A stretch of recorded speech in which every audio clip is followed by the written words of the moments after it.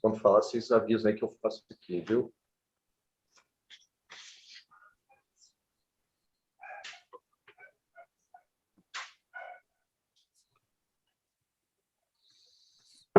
Online, ok, já está online.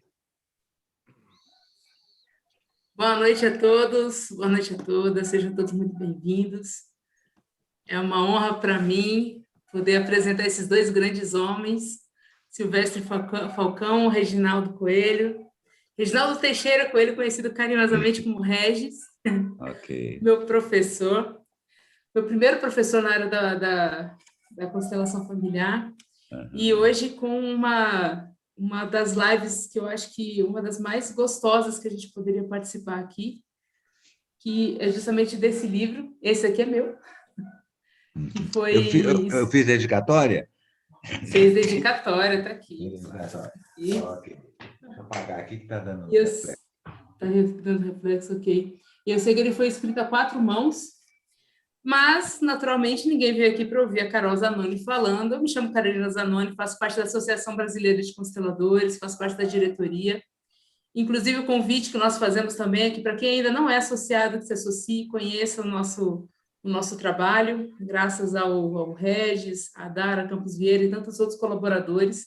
Tem sido um trabalho incrível, realmente a gente está fazendo um movimento novo, então convido a todos para participarem. E eu vou apresentar aqui, mais um pouquinho, o Regis está dando a luz ali. Não, porque ficou muito escuro. Ficou muito escuro, sim. Agora está ótimo. Está lindo, Regis. Tá? Os Silvestre também está lindo. Exatamente, está tudo lindo. Então, eu vou fazer a minha cola aqui, para não correr o risco de me equivocar, mas o Reginaldo Teixeira Coelho, ele é psicólogo clínico formado pela Universidade Federal de Minas Gerais, tem diversas especializações e participou de todos os cursos de formação em terapia sistêmica familiar e fenomenológica do Bert Hellinger no Brasil entre 2001 e 2003. Atuou também no Centro de Tratamento para Dependentes Químicos, Pequena Comunidade de Jesus, localizado em Vitória, no Espírito Santo, e atualmente dirige o Estúdio de Análise Bioenergética, Psicologia Transpessoal, Cinesiologia Clínica e Constelações Familiares em Belo Horizonte. E o Silvestre Falcão Santana é um psicólogo clínico formado pela Universidade Federal do Espírito Santo, concluiu a formação de análise bioenergética na Associação Brasileira de Análise Bioenergética de Belo Horizonte, é especialista em psiquiatria e dependência química pela São Paulo, Unicid, e doutorando em psicologia social na Universidade JK, na Argentina. Ele possui também formação em constelação sistêmica familiar de Bert Hellinger e é atualmente o coordenador geral do Centro de Tratamento para Dependentes Químicos, Pequena Comunidade de Jesus, localizado em Vitória do Espírito Santo. Então, esse livro maravilhoso, essa live simplesmente incrível que vai acontecer hoje. Se você tem alguém que você acabou de pensar que ainda não está participando da live, ainda dá tempo de você convidar, ainda dá tempo de enviar o link que você recebeu. Chame os amigos, chame os colegas, chame até a galera que você não gosta muito, mas eu tenho certeza que essas pessoas vão ser muito beneficiadas podendo ouvir essas duas pessoas incríveis aqui. Ok? E passo a bola para vocês. Deixo meu abraço, meu muito obrigada e vou ficar ali assistindo de cantinho. Tá bom? Então, boa noite, obrigado, pela apresentação, Carol. pelo carinho. A gracinha, Carol, ela caiu de paraquedas aqui numa formação que eu estava conduzindo aqui em Macacos, vizinha Belo Horizonte, nas montanhas, e aí ficou. E hoje ela, quando eu vou a Brasília, é ela que me recebe lá e coordena os grupos. É assim, foi uma filha, uma irmã, uma amiga. Muito bom, Carol. Estamos aqui levando o barco. Né? Então, vamos falar um pouquinho sobre essa história. A história assim, com o Silvestre aqui, ó, está aqui do meu lado. É uma história também Manda assim. Manda bola aí, Regis. Manda bola aí que a gente vai tricotando. Silvestre foi aluno nosso lá da formação de bioenergética, está na formação clínica de 5 anos, é um instituto internacional, a formação internacional. Era eu e o Léo Libânio que conduzimos a formação, junto com os americanos. E Silvestre saía de Vitória para vir fazer, era pelo menos 3 vezes ao ano, né? Ou Era. 4 vezes ao ano, fazer os grupos, que era intensivo, cada hora num lugar.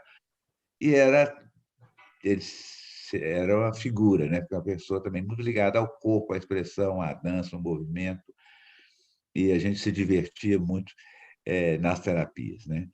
A gente fala assim, divertir em terapia, porque na bioenergética o foco principal é resgatar de novo o prazer de viver, a alegria de viver. Esse é o sentido terapêutico da bioenergética, liberando as tensões crônicas que às vezes estão trancando o nosso corpo e o nosso ser, e aí deixando fluir o prazer e a alegria. Então, foi só alegria mesmo. Depois ele acabou indo fazer a formação em constelação, quando eu comecei a conduzir as formações com os alemães, né? Com Helligen, com Schneider, com Gunther. Aí ele participou. E lá pelas tantas, ele tinha essa paixão com o trabalho da dependência química e começou falou assim, eu vou fazer uma... Ele começou numa pequena comunidade, que era pequena comunidade mesmo, né? No início, um trabalho terapêutico, e depois ele se empolgou e chegou ao ponto de receber... Foi uma doação que vocês receberam daquele parque, do lugar onde é? Sim, sim. É uma terra devoluta do Estado, né? Nós entramos ali e conseguimos, pelo IDARF, pelo Estado, o título de propriedade do terreno, né? Então, a gente diz que é uma terra abençoada. Hoje está em nome do PCJ, imagina? E lá está um prédio imenso, porque ali era um antigo clube que foi desativado, depredado. E quando nós chegamos lá, naquele clube depredado, a gente associou com o processo de recuperação. O dependente químico ele também fica depredado, né? Ele fica desconfigurado, ele fica fragmentado. E o prédio estava exatamente assim, sabe? Só tinha restos, ruínas, nada mais. Eu lembro, a gente E a carregava população do tijolo lá. estado aqui, das pessoas da Grande Vitória, foram fazendo doações para pedreiros, para o material de construção, e nós ficamos uns 3 anos reformando, aumentando, e até que, graças a Deus, está lá. Um processo muito Quando lindo, eu ia né? a Com Vitória, base os fins de semana era científica ficar e lá espiritual. visitando a construção e vendo até que um dia ela ficou pronta. Hoje vocês vão ver que beleza que está toda remodelada, reformada e virou um centro. E aí, como eu ia a Vitória assim, de 3 em 3 meses, de 4 em 4 meses, pelo menos umas 3 ou 4 vezes por ano eu ia a Vitória, conduzir grupos De constelação.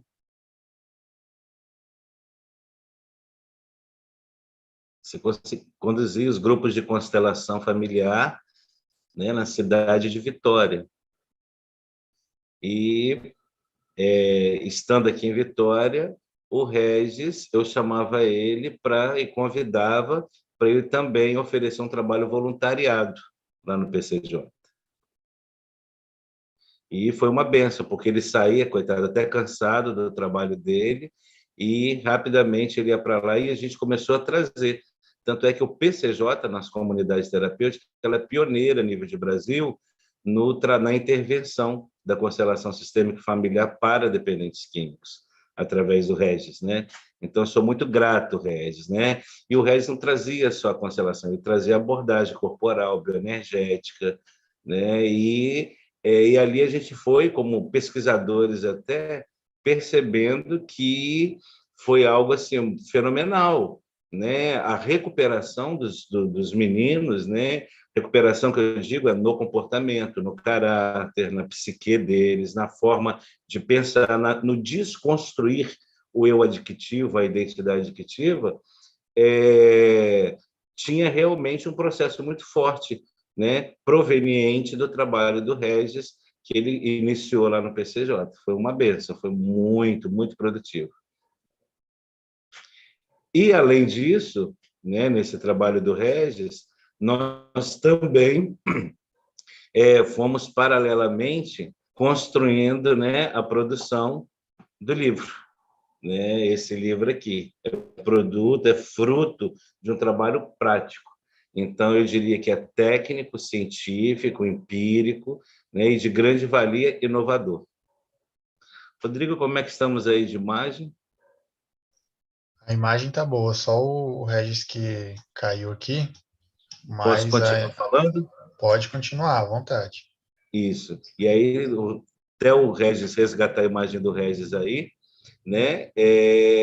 Nesse tempo todo, né, que o Regis vinha para Vitória, nós fazíamos os dois trabalhos, o trabalho prático e o trabalho de produção científica. E isso aumentava em mim uma consciência cada vez maior da importância de, a partir de uma comunidade terapêutica, que é de base filantrópica, que é de voluntariado, né, que realmente parte de pessoas com intenções, com aptidões, com carisma de trabalhar nessa área de restauração, era algo intrigante, era algo emocionante, porque a gente colocou no PCJ essas duas bases, a base espiritual, não digo religiosa, né, uma base realmente de estar em contato com o transcendente, né, e essa base científica, né? Tanto é que o meu doutorado, que eu concluí na Argentina, meu pós-doutorado, né, minhas linhas de pesquisa foi toda em cima da dependência química, né? A produção do livro, agora também,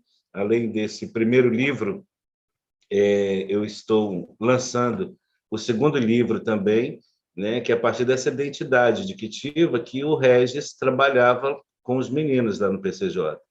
Então, eu pesquisei esse processo da desconstrução da identidade adictiva através de uma intervenção neuropsicossocial, através de dois grandes instrumentos que eu criei, que foram os 7 passos e também os 20 princípios terapêuticos que está aqui no livro, né? Que está sendo lançado, está fresquinho. Então, nesse livro, eu falo da identidade adictiva, e também falo desse processo de intervenção, de recuperação, a partir de um método, de uma técnica de 7 passos, né, que, seguindo ela, que é uma técnica subjetiva, é um processo interno, e, além dele, os 20 princípios.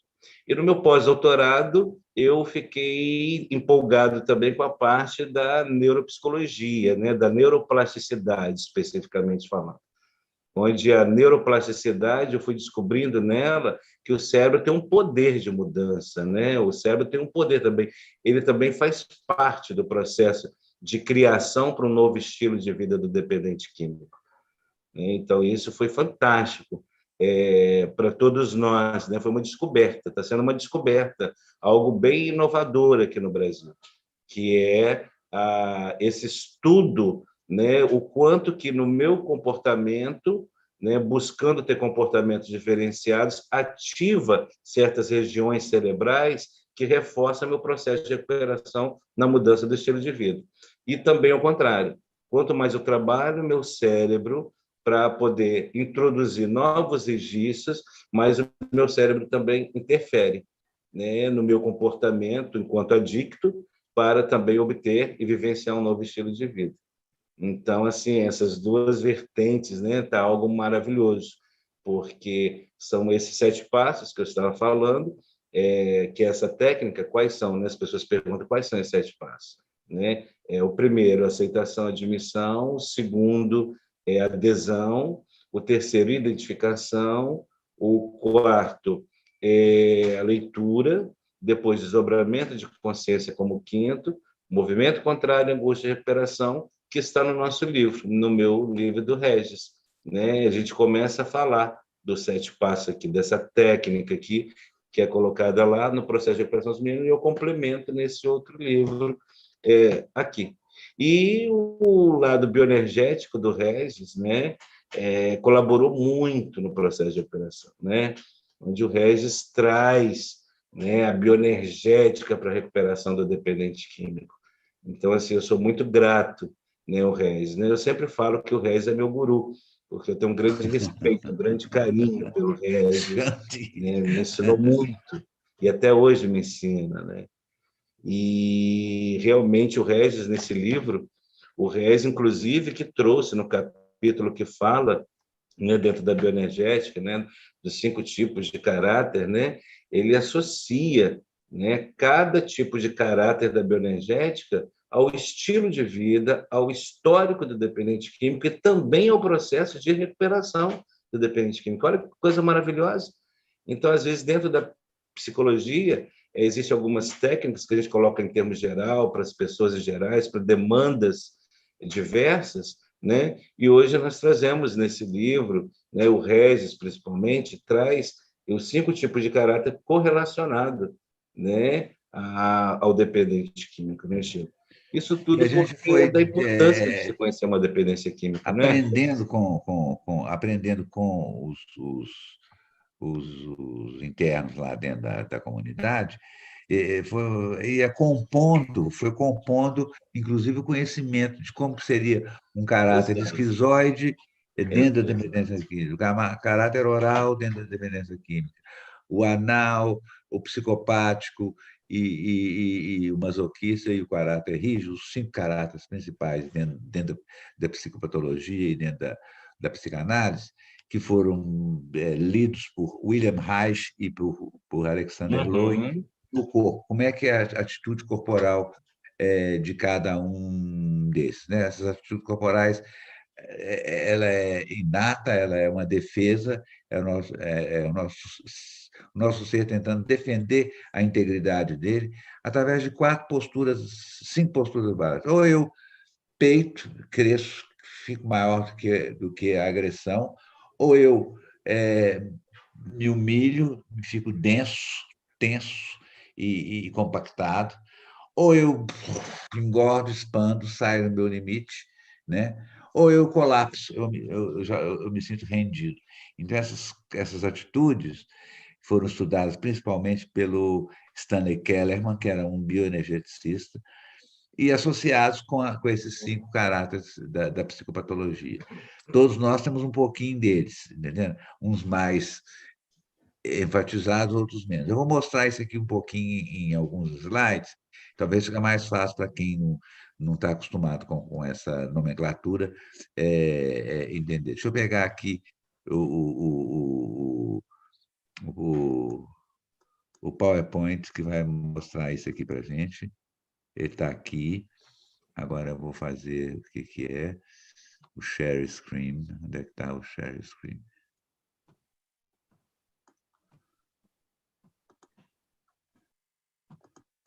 Vocês estão vendo? Vocês já estão vendo os slides? Eu ainda não.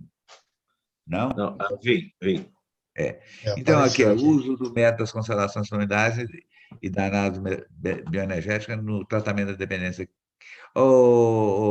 Silvestre, eu não te cortei, não. Depois eu te reentrego de novo para De você. jeito, você não cortou nada.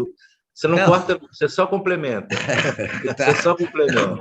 Eu deixei para o Silvestre mostrar lá muito como é lá dentro de uma comunidade terapêutica, assim, mostrar um dia a dia e a coisa. Bom, o que aconteceu assim, saiu do ar, de vez em quando sai. Esses aparelhos são muito loucos, né? E a gente tem que fazer tudo aqui, às vezes eu não consigo. Então, vamos lá.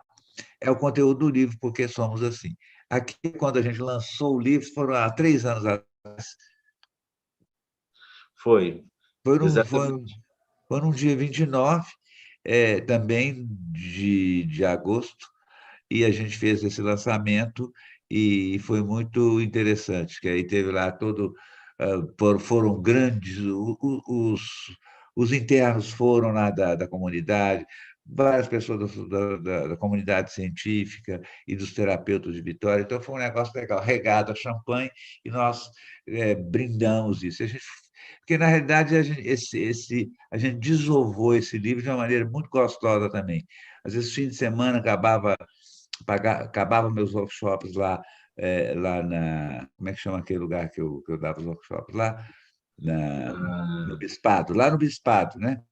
isso. No Bispado. Aí eu saí, vem para cá, vamos tomar uma cervejinha e vamos continuar o livro. A gente Exato. sentava lá, tinha sempre alguém ajudando a gente, então foi muito legal.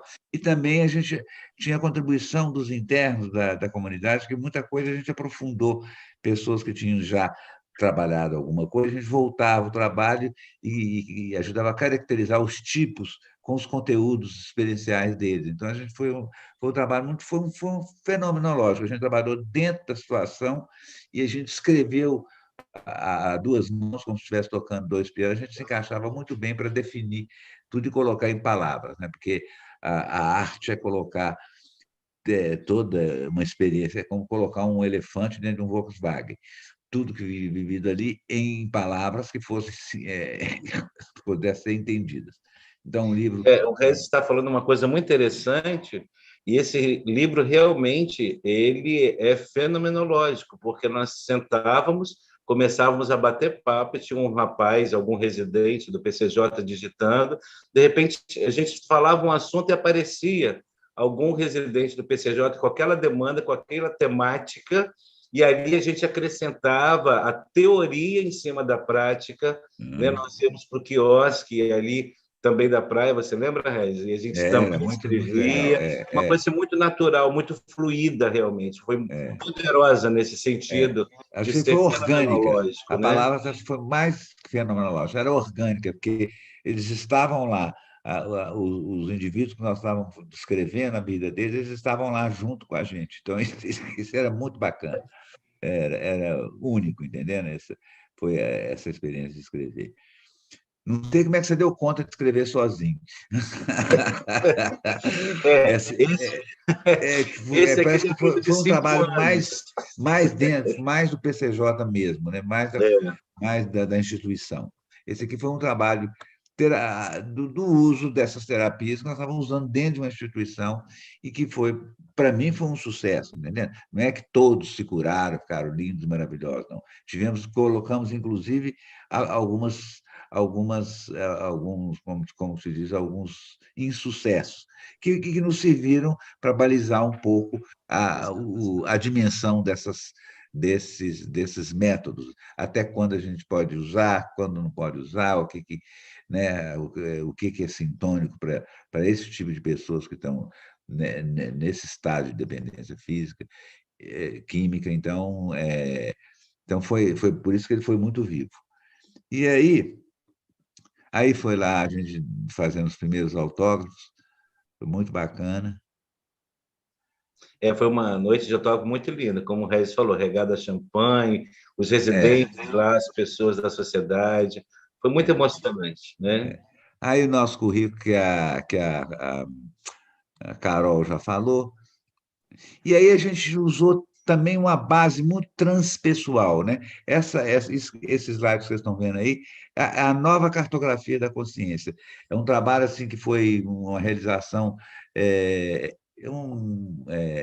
transcendental e também um máximo no século XX. O século XX foi o século da consciência, do estudo da consciência. Começa lá com Freud e a Sociedade Psicanalítica, lá em Viena, que começou a fazer os primeiros mapas, primeiro mapa de entendimento de como funciona o aparelho psíquico, e depois, dali para frente, apareceram todas as outras níveis que nós fomos estudando, e aprofundando e juntando também com os elementos das filosofias orientais, que aqui a gente fica só estudando o homem do ponto de vista bioquímico e muito pouco do ponto de vista anímico, e no Oriente eles colocam tudo muito no ponto de vista energético, uma coisa que é nova para nós e que é verdadeira. Quando o Einstein vai falar que a energia é igual à matéria vezes a velocidade à luz ao quadrado, os orientais estavam na frente, porque eles estudam o corpo humano, primeiro há energias que movem a matéria, depois que eles vão estudar o fígado e os órgãos assim da forma mais mecânica. Mas primeiro é de uma forma energética, que é maravilhoso, é um entendimento mais amplo dentro da medicina e das medicinas mais profundas, que são a medicina taoísta, a medicina chinesa e a medicina ayurvédica, né? A medicina árabe, que foram mães dessa nossa medicina, que hoje está totalmente distorcida e vendida ao comércio das multinacionais dos laboratórios. Infelizmente, nós estamos nisso aí. Então, é até engraçado, as pessoas acabaram ficando dependentes de coisas químicas, porque a visão química da medicina cria dependência, entendeu? Até dos psicofármacos, tantas luta nossa para tirar pessoas dos psicofármacos, viciadas em estarem nesse estado. Então, a cartografia da consciência ela envolve dois personagens muito importantes. Aldous Huxley, que escreveu a Filosofia Perene, e Stanislav Grof, que foi o grande internauta do século XX. Ele fez a maior pesquisa feita sobre a consciência, pesquisa mesmo com laboratório científico, laboratório da Universidade da Califórnia, ficou à disposição dele, onde ele usou como base o método de imersão para entender lá dentro do espaço interno, o uso do LSD-25 como um método de ampliar a consciência. Alterar no sentido de ampliar e fazer uma pessoa que está no estado comum experimentar os outros estados de consciência e se conhecerem, entendeu? Como se colocasse uma lente de aumento na gente. Logicamente, como tudo caiu um pouco na criminalização, porque o século XX foi um século também do consumismo e industrial. Qualquer coisa fora disso era rechaçada. Lógico, consciência é uma coisa. Você toma consciência, você larga de ser consumista, você larga de ser escravo da indústria, entendeu? Então, a abertura para esses estados foi muito bem estudada por Stanislav Grof, no Instituto Esalen, Universidade da Califórnia, e vários outros, Abraham Maslow, Ken Wilber, que foram contribuindo cada vez mais para o entendimento disso, inclusive o entendimento do que se passa sob efeito das substâncias que hoje são consideradas drogas e foram criminalizadas pelo sistema.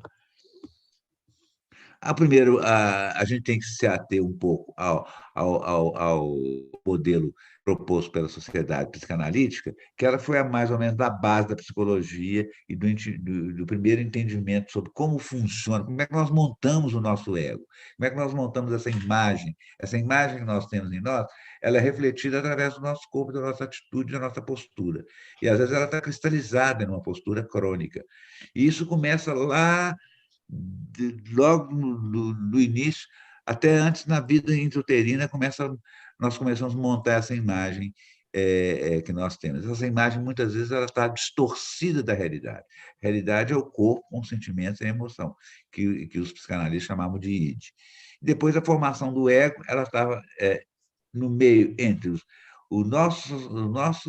as nossas necessidades, os nossos sentimentos, as nossas emoções que desejam preenchimento e desejam expressão, e o superego, que é o valor, a cultura, a moral, o ambiente, que fala pode, não pode, deixa, não deixa. E a religião também, que está ligado nisso aí. Então, o nosso ego fica exprimido aqui entre esses dois vetores que fazem, às vezes, um conflito entre aquilo que você a essência, o que é a essência daquilo que está nascendo em você, e aquilo que pode ser ou não ser do superego, entendeu? E quando você fala isso, Regis, me veio uma pergunta, né? As pessoas que trabalham com dependente químico ou que lidam com dependente químico na relação de ajuda que seja, será que elas ficam só com a ideia, a visão moralista, né? Da dependência química, da coisa criminalizada, ou será que as pessoas têm uma consciência maior? Eu achei muito legal quando você fala dessa consciência maior, né? A consciência sim, que, além do adicto, ali do ego adictivo, tem um id, tem um ego, tem um superego também, né? Tem uma história, né? Com todos esses ingredientes. A sociedade quer rotular o sujeito drogado como se fosse menos. Não, é um sujeito igualzinho a gente, com todas as nossas ânsias, angústias, e que buscou a droga até no sentido de aliviar o que ele estava passando internamente, entendeu? Ninguém vai virar dependente químico ou drogado a troco de nada. A troco, às vezes, de um sofrimento interno que às vezes, a droga vai representar um alívio, num primeiro instante, mas depois, como tudo, pode criar um vício. E o vício pode estragar o nosso corpo. Agora, isso tudo, além disso tudo, ficou muito ligado, virou um comércio, né? O comércio das drogas, o comércio de quem é drogado, as trocas, a polícia, o sistema judicial, está tudo envolvido numa mistura de corrupção e de distorção de valores. Então, a gente, aos poucos, a gente vai separando o joio do trigo, entendeu? Exatamente, né? Por isso, como a dependência química é uma doença multifatorial, né? Eu vejo você falando, né, dessa multifatorialidade, né? E daí você Exatamente. considerar a pessoa que está numa comunidade terapêutica ou numa clínica, que seja, que ela tem um id, que ela tem um ego, que ela tem um superego, que precisam ser reconfigurados, vamos dizer assim, É, né? ficaram distorcidos, Revitalizados. como quase todos nós somos distorcidos. Na realidade, a nossa sociedade ela é doente. Eu acho que a dependência química é uma das pontinhas dessa doença, entendeu? A sociedade já é toda baseada na luta de poder e no controle de uns sobre os outros. Então, isso aqui é o que a Covid está fazendo com a humanidade. Está botando todo mundo no mesmo patamar. Você pega a Covid, os ricos, pobres, país milionário, país pobre, não olha a cara. Então, todos estão à mercê desse vírus que veio fazer alguma função, porque doença, para nós, dentro do ponto de vista mais holístico, já é um processo de cura. Também essas pessoas que às vezes se adoecem na dependência química, também já é o início da cura delas. Elas vão começar a fazer uma grande transformação, vão ser seres transformados. A gente viu muita gente transformada e pessoas que ficaram Interessante pessoas isso que você fala. bacanas, entendeu? A doença na sociedade é uma doença muito mascarada pelo consumismo, pelo capitalismo, pelo poder, pelo controle, por uma série de razões.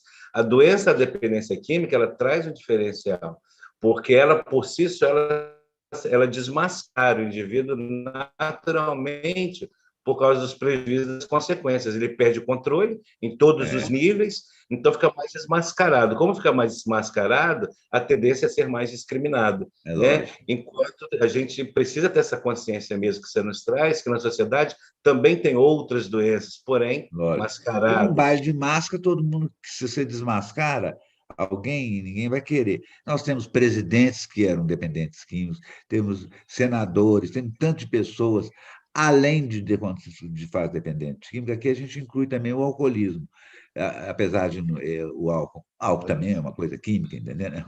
E dentro da bioenergética, né, a própria couraça é uma forma de mascarar na visão bioenergética, né? O que é uma couraça, né?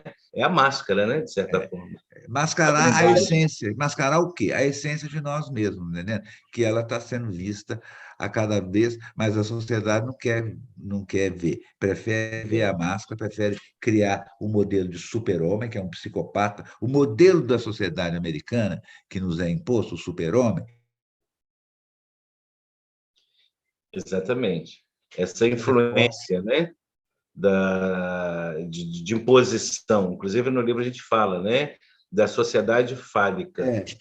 É, é um desejo, muitas vezes, algumas substâncias, principalmente como a cocaína, e que foi largamente usada pelas classes mais altas, ela começou nas classes mais altas, para mostrar o tanto que eu sou foda, o tanto que eu sou forte, o tanto que eu posso.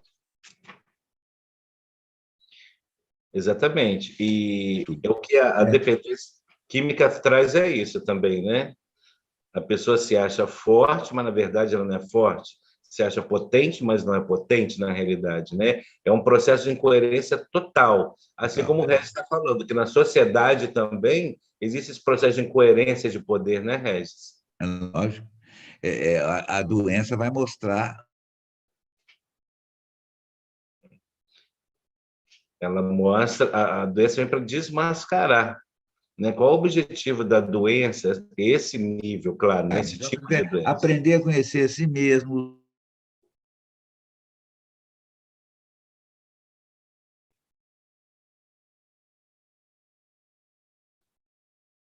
Exatamente. Regis está falando? Não? Eu acho que ele teve problema com a internet de Então tá, novo. não tem problema. Eu e Regis, a gente já tem uma sintonia até por causa da própria leitura dessa interconexão, né? A doença, se a gente pensar a dependência química sistemicamente, a doença química a nível sistêmico, ela traz um questionamento, né? O que eu quero mostrar? O que a minha história quer apresentar? O que os meus ancestrais querem colocar, né? Reivindicar, né? qual emaranhado precisa ser desenrolado, né? Precisa ser desmistificado, né? Então, isso é muito importante. A gente considerar a dependência da dependência química, a doença da dependência química, como um meio, como uma forma também de que o que a alma desse indivíduo está querendo dizer, está pedindo, né? Está requerendo, o que o caráter desse indivíduo está pedindo em termos de tratamento, o que o comportamento dele está pedindo para o seu funcionamento. Então, assim, a dependência química, por isso que uma paixão minha é trabalhar com os dependentes químicos, porque, na verdade, eu não trabalho com drogado, com a pessoa que está nativa, que está no fundo de poço. Eu trabalho com um dependente químico que quer realmente viver uma nova vida. E aí é onde a gente entra com as intervenções, né? E é fantástico, porque é o processo de desmascaramento, como o Regis está falando. Se pensarmos em termos de bioenergética também, o processo do encouraçamento, da blindagem nas estruturas de caráter, nas camadas mais periféricas de caráter, né? Que tem um caráter de base e tem um caráter mais superficial, que são as blindagens, né? A sociedade também tem as suas neuroses, né? Não é à toa que o Regis falou da psicanálise lá no início da aula. Então, por quê? O dependente químico também traz tudo isso, porém, através da sua doença adictiva, né? E lembrando, né, adicto e dependente químico são sinônimos. Às vezes as pessoas perguntam, o que é um adicto? Adicto é um dependente químico, é sinônimo. Então, isso é fundamental ter essa compreensão. Não é, Regis? Ok. Já voltou? Sim, sim. Acho que voltou porque Estamos juntos. Aqui, o que está acontecendo? Às vezes a oscilação de luz. Eu moro no topo de uma montanha, num arraial em todo o Belo Horizonte, entendendo? Então, eu já coloquei o sistema mais avançado que tem aqui, que é o de fibra ótica, entendendo? Mas, mesmo assim, tem essas oscilações de luz e que caia o lance e volta. Então, vocês vão ter que aguentar isso aí. Desculpa aí ver se eu consigo colocar de Vamos continuando, que o negócio está bom, a Vamos aula está continuando. boa. Pode ir continuando aí, que eu vou buscar o slide onde eu fiquei. Ok. Então, enquanto o Regis vê aí, o que eu estava passando para vocês é que essa blindagem. Então, quando você trabalha com dependente químico, é importante, né? Você quer fazer uma intervenção, quer ajudar um dependente químico, é preciso você ter essa consciência do id, ego e superego dele. É preciso você conhecer, né? Perceber, ter essa sensibilidade, como o Regis nos colocou. É preciso também ver o seu processo de encoraçamento, seu histórico, né? Quais são as suas couraças, suas blindagens, né? E também a nível sistêmico, como eu estava falando, né? Essa coisa da doença que está na sociedade, que o Regis trouxe muito bem aqui para nós, né? E que precisa realmente ser desmascarado, né? Desencoraçado para usar a blindagem. Só existe droga quando tem uma sociedade que é proibitiva, entendeu? E que quer manipular os outros. Só existe o bem porque existe o mal. Só existe a desordem quando tem o excesso de ordem. Então, uma coisa existe porque a outra existe. Então, nós estamos ainda vivendo isso. Ainda nós não aplainamos isso. Só existe rico porque tem pobre. Só existe abusador porque tem gente que quer ser abusada. Entendeu? Então, esses componentes que aparecem mais ou menos polares, eles fazem parte de uma totalidade. Eu acho Infelizmente. fantástico, Regis. Eu acho fantástico quando você fala desse antagonismo, né? E da relação do antagonismo, né? De polos opostos, né, Regis? Por isso que no tratamento, no processo de recuperação de dependente químico, é fundamental, seja a intervenção que for, buscar sempre o seu eixo, a tua essência, o teu self. Não é fácil para ser um buscar essa terapeuta ordem, na né? comunidade. Eu lembro disso. Não é fácil. Se você se esconde atrás do ego do terapeuta, daquele que sabe, ou daquele que é o normal, você está perdido, porque as pessoas os dependentes químicos, te checam o tempo todo para ver a sua coerência, a sua congruência. Então, não é fácil, é preciso ter uma estrutura muito legal, precisa ter uma maleabilidade para saber dançar o jogo de pessoas que estão vendo as coisas, às vezes, fora da caixinha, entendeu? E que vão mostrar quem é que está fora da caixinha. Será que é eles ou nós? Entendeu? Então, só dar o pulo aqui, porque antes que acabe Aqui, uma das coisas importantes que os psicanalistas nos deixaram foi o estudo dessas que eles chamam de fases do desenvolvimento. Todo o nosso ser é movido pela libido, pelo princípio do prazer, é o princípio que gera a vida. Nós estamos aqui para viver o prazer. E esse prazer, cada hora, está focalizado num corpo, no corpo, em determinadas áreas. Nós começamos lá, o primeiro momento mais de amplitude nossa quando saímos do útero da mãe e viemos para este mundo. E quando a gente veio para cá, a gente quer ser bem recebido. Muitas vezes a gente não é, porque a mãe estava deprimida, ou a mãe ficou feia porque engordou e tal, achou ruim de ter ficado grávida, ou brigou com o marido e agora estou com o marido dentro de mim. Então, às vezes, a criança não é bem recebida e vai criar um tipo de caráter que se chama de esquizoide. Parte fica aqui presente, parte nasceu e parte ficou lá no não nascido, porque ela não foi muito bem recebida, criando pessoas desconectadas, pessoas que ficam mais no mundo da lua ou mais como uma alma penada, assim, com pouca realidade, justamente de cara não foi bem acolhida. Depois do primeiro ano de vida, que é o ano onde a libido está na boca, todos os nossos. Regis, desculpa, É. me chamou a atenção, porque imagine um indivíduo com caráter esquizoide, quando ele entra no processo de adicção da dependência química, a doença adictiva ela tem o objetivo de fragmentar a vida do indivíduo em todos os setores da sua vida.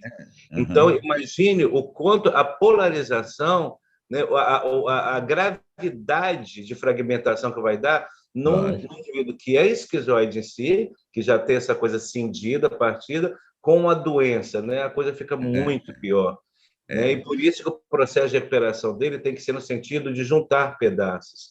Só complementando um pouquinho. Porque esquizoide significa partido. Como já ficou partido e ainda é fragmentado, então não é fácil, remontar esse ser dentro da estrutura da essência dele é uma obra de arte, entendeu? Essas pessoas elas são vencedoras quando conseguem ultrapassar isso. Não só ela, mas como então, toda a equipe que ajudou fazer essa reconstrução do ser é uma obra de arte, entendeu? Eu acho que eu vi lá, tem pessoas que viraram pessoas tão bacanas lá na comunidade. No início eram pessoas parecendo bicho do mato, entendendo? Assim, arredias, difíceis ou agressivas.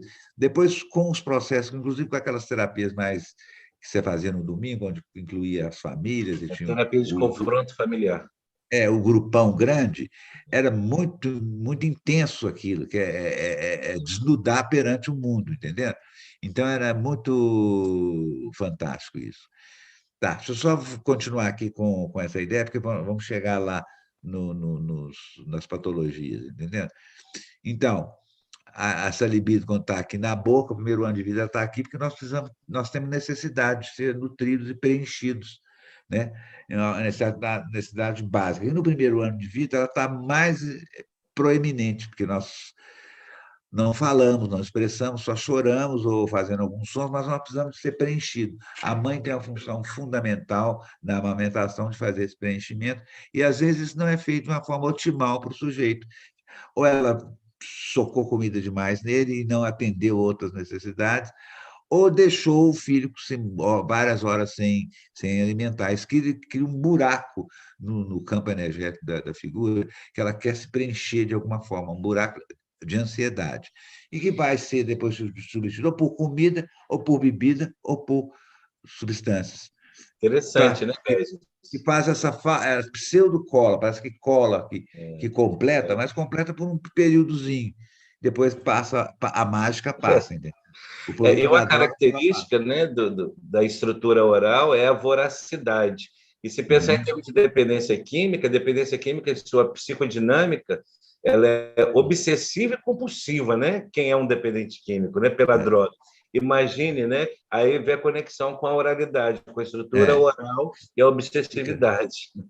Por isso que não é fácil um oral sair de uma adicção, não, porque a ansiedade, isso ela é uma ansiedade primária. Aí muita gente acha que a droga fez isso com a pessoa. Aí você tem que ver, ou se a pessoa já era assim, já tinha esse buraco, A droga foi só um paliativo, às vezes até um lenitivo para que a pessoa ficasse menos ansiosa, entendeu? Então, a droga, Sim. num certo momento, ela se viu como um remédio para aquele buraco, para aquela falta, entendeu? Depois, ela se tornou um vício, uma compulsão. Aí é que a gente tem que ajudar as pessoas a reentender, se reeditar em cima desses conhecimentos e dar suporte para ela aprender a se preencher de outras formas, não de formas tão químicas ou tão mágicas, entendendo? Porque é mágico. Você está mal, você toma um tanto de uísque, no minuto você relaxa, entendendo? Aí você começa a querer fazer aquilo todo dia, toda hora, entendeu? Porque você fica relaxado e fica bem. Mas vai criar o quê? Um alcoolismo. Ela aprender a se satisfazer a partir de si, não do outro, do que É, está fora, né? dando preenchimento externo, né? O oral também acha que fica com esse buraco e quer que os outros preencham a vida dele. Ou a mulher, ou a amante, ou a substância, alguma coisa, ou o mundo. Então, ela sempre cobra esse preenchimento que não foi preenchido na primeiríssima infância.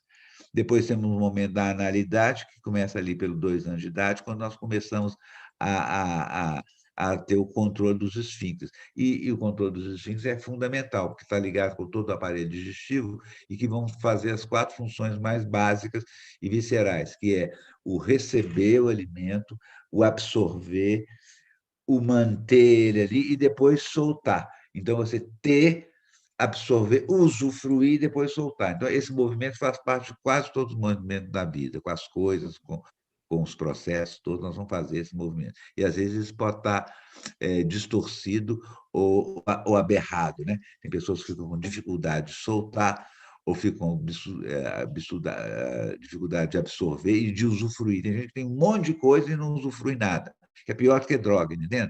Você está cheio de coisas, as pessoas que têm compulsão, né, de ter de acumuladores, né? Acumula tudo e não usufrui nada. Tá bom. Depois nós vamos na fase de 3 anos de idade, é onde começa a distinção. Os meninos começam a ver que eles têm um pirulitinho, e as meninas começam a perceber que eles têm um buraquinho, e isso é colocado como uma função de distinção entre meninos e meninas.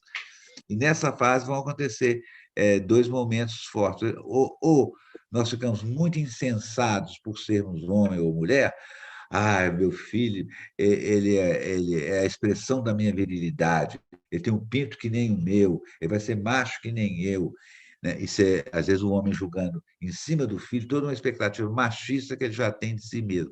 Ou a mãe fazendo assim, meu filho, minha vida, meu filho é tudo para mim. Imagina uma criança receber essa carga. Eu sou tudo para a mamãe. Ele começa a se querer se engrandecer, ficar à altura dessa mãe que coloca ele como meu filho é tudo para mim.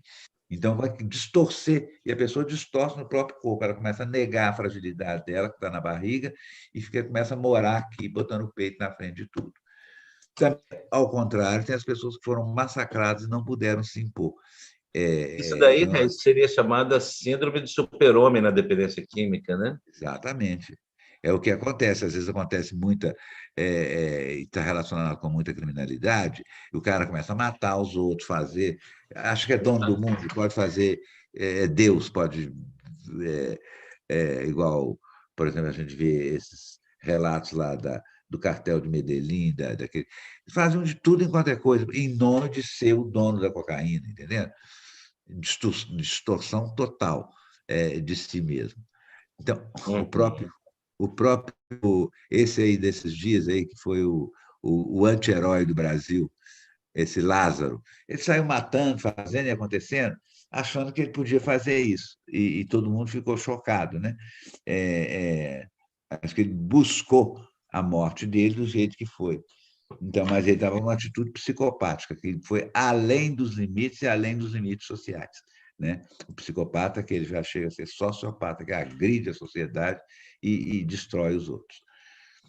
Tá, aí entramos lá para o quinto, sexto ano de É, idade, você que nós falou vamos lá. só um pouquinho, Rez. Ah, Você falou do Lázaro aí, né?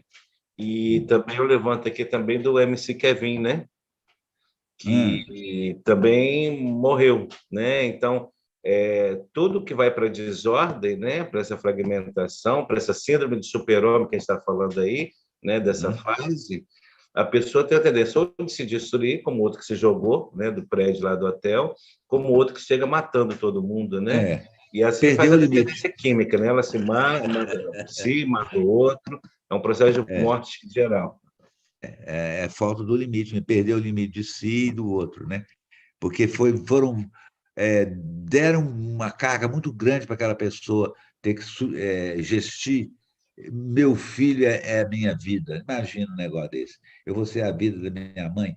A carga está ali. Pode ser que são palavras, mas são também conteúdos, né? Quando a pessoa coloca o foco da vida dela em cima do filho, a virilidade dele em cima da virilidade do filho, sem ele ter condição de suportar isso. Depois temos uma fase que já é a partir dos 4 anos de idade, que chama de fase edípica, lembrando o mito de Édipo, né? Na mitologia grega, que ele mata o pai para ficar com a mãe. Em síntese, não era bem assim, era muito mais amplo o mito, mas Freud usou dessa imagem para representar esse momento, onde a gente está no sistema, aí que a gente começa a ver que tem o pai, que até 3, 4 anos de idade a gente não vê que não existe os outros, porque nós estamos vivendo ainda um momento de simbiose com a mãe. E é muito importante a gente viver essa simbiose, porque a mãe é que decodifica o mundo para nós. Ela sente o que a gente sente o que ela sente, e daí depois, à medida que a gente vai pegando autonomia, nós vamos ficando mais autônomos, nós vamos nos sustentando, nós vamos pedindo as coisas, nós vamos querendo as coisas, aí temos a autonomia. A entrada do pai ajuda a sanar um pouco do excesso da simbiose, porque entra o outro aí, o terceiro elemento, que vai nos dar um contorno do tamanho que a gente pode ser, né? Então, e muitas vezes pessoas ficam casadas com o pai, com o primeiro amor. As meninas ficam casadas com o primeiro amor, que é a figura paterna, o primeiro homem da nossa vida é o nosso pai. Ou os meninos ficam casados com a mãe e não conseguem viver experiências reais, integrais com o masculino e o feminino na vida adulta, porque estavam presos lá essa estrutura rígida, né? Eu vejo lá no PCJ, Regis, é muito comum você ver esses que estão presos, né, na fase de pianos rígidos, eles perderam tantas coisas, mas não admitem, né, não se rendem, eles têm dificuldade de se render, né? Eles estão sempre fora do lugar, justamente por causa dessa questão edipiana deles, né? Eles não conseguem entrar no real tamanho deles de residente. E nem buscar um outro amor que não seja aquele amor padrão condicionado, incondicional da mãe ou sempre condicional do pai. Coisa que não alcança, né? Vai ser difícil. Depois essa energia vai toda para a latência, e quando chega a 12, 13 anos, quando começa ali as funções sexuais, os hormônios, os seios, a formação de esperma, a ovulação, nós vamos entrando na fase genital, que é a fase que nós vamos poder, através dos genitais, viver o intercâmbio e o intercurso afetivo amoroso. Então, essas são as fases, e aqui as patologias que podem ocorrer nessas fases. Então, além de tudo, essas duas aqui correm mais a longo, né? A simbiose começa desde a fecundação até os 4 anos de idade, e o narcisismo lá pelos 6 a 7 meses, quando a criança começa a ser vista como o centro do mundo, e ela também é o centro do mundo, tudo gira em torno dela. Põem comida para ela, dão um banho nela, trocam de roupa. Então, nós precisamos de ter um momento assim, para afirmar um pouco a nossa importância pessoal. O nosso ego é formado um pouco de uma essência narcísica que precisa de ser realizada, que muitas vezes não é, porque às vezes aparecem muitos filhos, muitas coisas, e a criança não vive isso. Então, essas faltas, os buracos que acontecem nisso aqui, é que vão ser os buracos no nosso campo energético, que vão dar vazão para a intrusão do uso de substâncias para nos completar. Entendendo? É lógico que, se droga fosse ruim,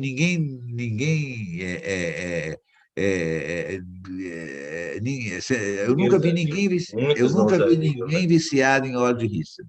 Você já viu? É porque droga tem um momento que ela é boa, ela te traz um prazer, te traz um bem-estar, mas aquilo ali é fato. Ele tem um tempo, depois não se sustenta.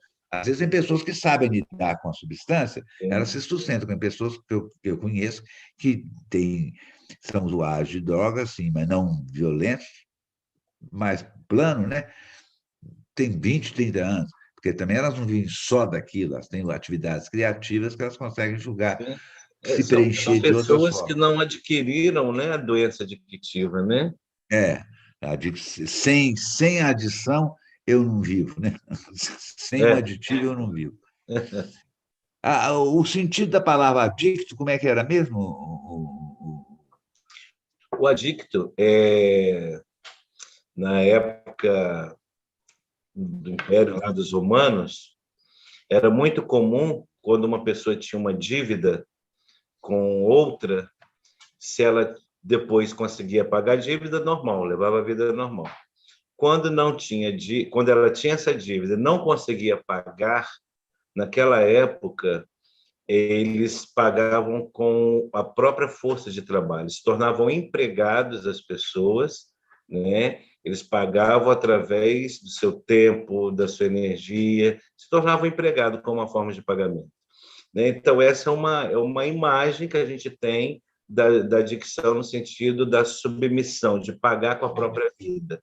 Então, dependência química, né, ela é esse processo de estar escravizado, né? O adicto é aquele que ele vive sob o domínio de estar sempre somando aquela adição. Ele está cada vez mais obsessivo e compulsivo. Então, a palavra obsessiva compulsiva, ela, como na sua conjuntura, né, ela em si já é dependência. E dependência, no caso, química, por causa de drogas químicas, né? Então, é dependência química ou adicção. Ok, tá. Então, aqui nós vamos a um conceito que amplia mais a visão das patologias. Então, o direito de existir nos é garantido quando a gente é bem aceito no mundo, quando a gente chegou no mundo. Quem não foi muito bem aceito, teve problemas ali na chegada, vai criar o caráter esquizoide, onde o existir não foi garantido. Você nasceu, então você tem que existir, ninguém vai te negar. Então, quando isso não acontece, cria esse problema. Isso aí vem desde a vida intrauterina, que às vezes somos rejeitados dentro do próprio útero, ou às vezes no próprio nascimento. Muitas mães pensavam que o bebê ia nascer igual o bebê Johnson, lindo, maravilhoso. Chega aquele menino todo coberto de baba e todo enrugadinho assim, elas levam um susto e passam a rejeitar o filho, como muitas essas doenças, depressão pós-parto, que vem desse choque, dessa coisa idealizada da criança e tal. Depois, o direito de ter necessidade, que é no primeiro ano de vida, ali, das nossas necessidades orais. A oralidade e a analidade ali junto. Depois temos o direito de ser autônomo. Nós vamos aprender a ter autonomia. Uma criança de 3, 4 anos, ela não tem autonomia. Você sobrecarrega ela. Você é a razão da minha vida, você sobrecarrega a criança de uma coisa que ela não tem autonomia nenhuma. Eu não sou a razão de vida de ninguém. Entendendo? Mas eu acabo me sentindo a obrigação de ser. Então, eu tenho que ficar grande para aguentar isso. Então, A fase do é o não. direito de ser autônomo, né? Que já naquela fase fálica. Tem o direito de se impor, que vai criar os caráteres masoquistas e compactados. É a pessoa que não pôde se impor, se colocar. A criança precisa de se impor, ela precisa de fazer birra também, ela precisa de mostrar o desejo dela. Lógico, isso tudo tem limite, mas aqueles que são massacrados, ridicularizados, humilhados porque estão fazendo um movimento próprio, vão criar em si um caráter todo compactado, onde tudo fica compactado, a próprio sentimento de humilhação, se achar menor do que os outros. Depois, o direito de amar sexualmente o genitor do sexo oposto. Eu tenho o direito de amar minha mãe, como também as nossas irmãs têm o direito de amar o pai e ter o pai entre os braços, ter a mãe nos braços, sentir que possui ele. Freud falava o seguinte: quem não teve o pai na primeira infância, as meninas que não tiveram o pai na primeira infância, não podiam chegar perto do pai, ou a mãe competia com elas não vão ter capacidade de lidar com o masculino, não vão ter marido. Então fica mais difícil. Os meninos que não puderam ter a mãe e sentir que eles são da mãe, também não vão ter dificuldade em ter uma mulher e lidar com o feminino, porque a gente aprende a lidar com o feminino e masculino nessa fase edípica, entendeu? É ali que nós vamos lidar com essa força que para nós era desconhecida e nós vamos aprender. Se a gente não teve ela, ou não teve posse dela, a gente não vai saber gestir ela. Tá bom. Voltando aqui. A busca de substâncias na tentativa de substituição a faltas e lacunas do desenvolvimento psicoenergético da infância. Aqui nós vamos fazer alguma apologia das substâncias que são estupefacientes e que produzem a sensação de potência e de excitação, que são a cocaína e seus derivados, e também as anfetaminas, que criam essa alteração, né? Elas estão relacionadas com o quê? Elas estão relacionadas com a energia masculina. Então, é a busca da energia masculina representada no sistema pelo pai. Quem representa o masculino no nosso sistema é o nosso pai. Em dinâmicas familiares, a gente foi observando, onde aparecem figuras paternas fracas, sem muita expressão e comando ou ausência, falta de conexão com os filhos, e a transmissão da energia masculina não acontece de uma maneira sentida ou visível. Também, ao contrário, pais abusivos, violentos, agressivos, que a criança fica com medo, não pode chegar ali perto, ameaçador, que são pais sem contato afetivo com os filhos. Em grande parte dos adictos, pode-se notar a sua preferência para isso. E isso que você está falando é interessante, Regis, porque eu diria em quase, ou todas as constelações que você ia fazer no PCJ, quando tinha casos de cocaína, né, de dependentes de cocaína, né, a própria sessão, né, de constelação ali desembocava nessa questão da imagem masculina, dessa função a ausência de pai, ou pai violento. Então, sistemicamente, não que seja a causa da dependência química, né? Mas é uma vertente, né? É um passo de raiz a nível sistêmico, né? A gente pode, a busca do masculino, entendeu? Que não foi encontrada. Então, aí você vai buscar. Às vezes o cara busca na cocaína porque é fácil dar uma cheirada e a pouco você está potente, você está forte, você tá excitado, você tem um tipo de presença que eu me imponho, entendendo? Então, em grande parte dos adictos, pode-se notar a preferência ou identificação com substâncias psicoativas de efeito imediato. Se faltou o pai, então eu me coloco no lugar desse pai, né? Se faltou o poder, eu me coloco no lugar de poder, né? Exatamente. Só que é uma coisa totalmente, para mim, esquizofrênica, alucinatória, porque, na verdade, a vida dele está uma merda, está toda disfuncional, não tem, na verdade, poder nenhum. É só uma distorção do poder, né? Mas ela não preenche, porque é só uma tentativa de preencher faltas que foram primárias, né? Não tem jeito, né? Aí a gente tem que fazer uma reestruturação daquela personalidade para ela não ficar tentada a fazer esse tipo de substituição por uma coisa mágica, porque é mágico, você dá uma cheirada, de repente você mudou, você ficou bacana, você ficou forte, você ficou potente. É muito mágico. Às vezes você tem que conquistar isso, conquistar essa potência, conquistar essa força, e não trazer ela de uma forma mágica, a porção mágica. Sempre essas substâncias todas de hoje que são consideradas drogas, são as porções mágicas dos nossos contos de fada, de diversas tribos, diversas culturas que eram consideradas primitivas, sempre usavam dessas substâncias para fins ritualísticos e fins de expressão. Coisa que no século XX isso aí foi um pouco conduzido para ou o alcoolismo ou para o tabagismo, entendeu? Então, uma cultura que acabou induzindo a nós também a vícios muito perversos, entendeu? Ou o consumismo exacerbado. Com o advento do crack, né, a partir da década de 90, né, eu acho que ele se encaixa bem aí também na cocaína, porque o crack é o restolho da cocaína, né, a parte mais e é mais barato e é mais rápido ainda. Você pega aquele, num minuto você tem um flash, entendeu? Então aí só que como é uma substância que era o resíduo, ela é muito tóxica, então ela vai atuar muito no nosso sistema nervoso central, e aí degenera vias nervosas, então dana muito o corpo, entendeu? E depois coisas que às vezes não consegue recuperar. Então, vários tipos de anfetaminas que aumentam a energia vital, acelerando e produzindo um taquipsiquismo, você pensando e falando muito, excitação e embalo em poucos minutos de uso, dando a impressão de potência e grandiosidade, dando uma falsa sensação de presença, que vai se esvaindo aos poucos, fazendo o usuário buscar mais outro tiro para continuar o embalo. Então, eu busco mais um tiro. Aí vai mais um. Passa uma noite, você pode pegar uma overdose, morrer de excesso daquela substância no organismo. Uma pressão arterial mudar, estourar, fazer um AVC ou aneurisma, que o seu corpo não aguenta.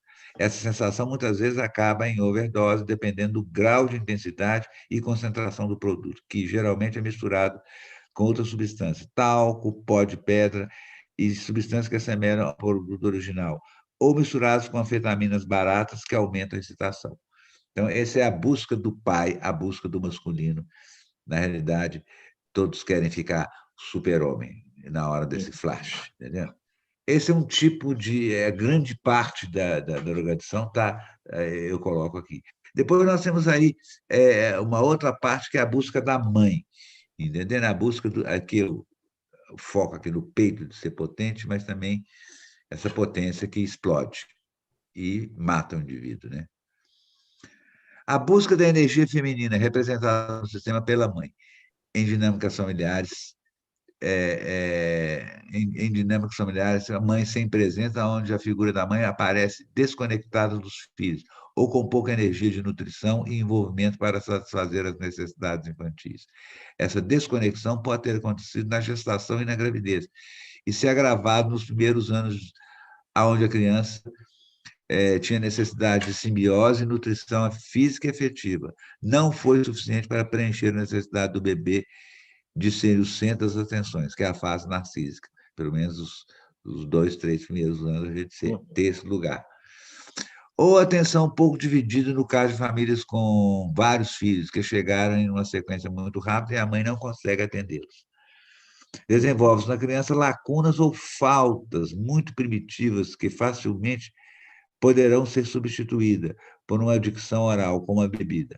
A bebida, além de criar uma pseudo-satisfação de preenchimento oral, aonde o ser está dentro do útero, envolvido e protegido pelo líquido amniótico, ativando memórias da fase intrauterina, aonde a fusão e o estágio de total simbiose com a mãe é o que chamamos de fusão cósmica. Então, na realidade, no álcool você busca essa fusão, você fica embriagado, assim, você fica tonto, você está na fusão oceânica, entendeu? Então, você faz uma regressão tentando... A única memória que você tem da sua mãe mesmo, fundido com ela, é aquela. Então, você tem que voltar a esse estado que o álcool te leva a isso. E ele sendo uma substância de fácil acesso de ação imediata, a tendência ao uso quase contínuo se tornou uma opção para um preenchimento rápido de faltas profundas do passado. Eu fico impressionado aqui onde eu moro, é um lugar que tem muito alcoólatras. O que tem para fazer aqui é o boteco. Então, todo mundo vai para o boteco e bebe. Então, de repente, o cara bebeu 5 cervejas. Eu falei, gente, eu tomo 2 copos de cerveja, eu estou pirando. O cara toma 5 cervejas, 6 cervejas, e aí vai mais, depois acaba emendando com outras coisas.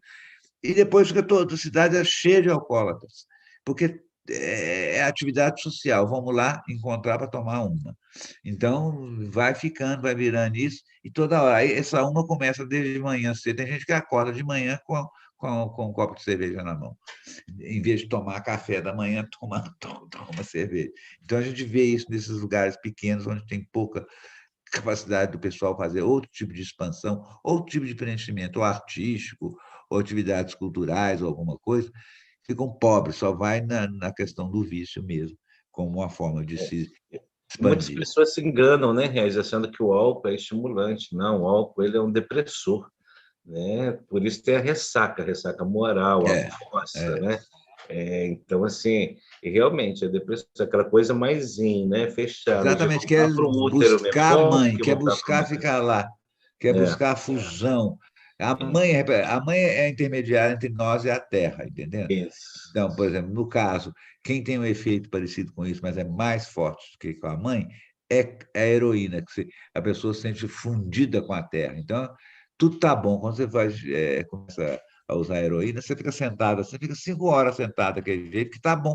Não precisa mudar nada, não, tudo está bom. Você está na terra, ficar fundido com a terra, está bom. Que é uma substância que na Europa é muito difundida, muito mais do que a cocaína aqui, por causa das vias lá com o Oriente. Né?